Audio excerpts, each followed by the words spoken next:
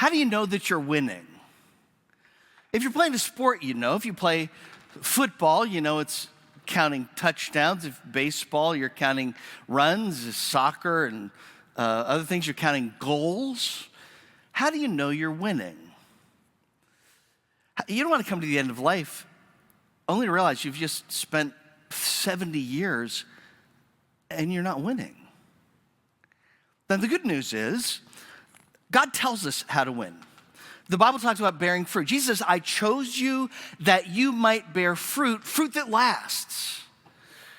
Now, how do you bear fruit? Again, God gets really clear with expectations when he gives us commandments. You ever think about that? The purpose of the commands are not just to tell us what to do, but to say, this is what it looks like to win.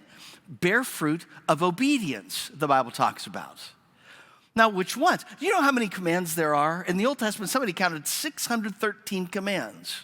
You say, oh, but we're living in New Testament times. We don't have commands. No. Somebody counted New Testament. Do you know there are over 1,000 commands in the New Testament?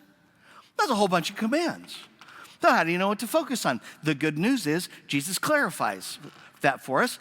He says, what's it look like to win? Love the Lord your God with all your heart, soul, mind, and strength. Love your neighbor as yourself. Okay. And then he gets even more clear right before he leaves. The end of Matthew, he says, go in, all authority in heaven and earth has been given to me. This is your purpose. Go and make disciples of all nations, baptizing them, teaching them to obey everything I've commanded you. In Acts chapter 1, verse 8, before Jesus ascends into heaven, he says to his disciples, you're going to be my witnesses in Jerusalem, Judea, Samaria, uttermost parts of the earth.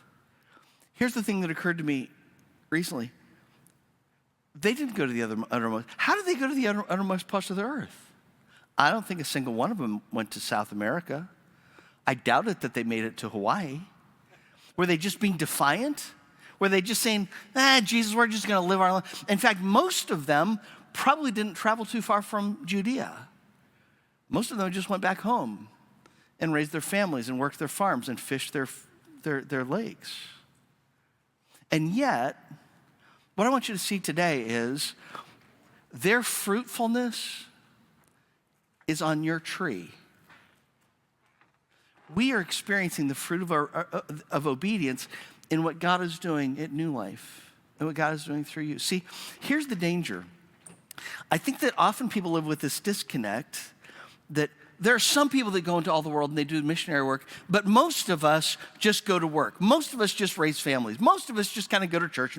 And there's this disconnect, and we don't see how what we do every day is to make disciples, and our fruit is going to grow and does grow on other people's tree.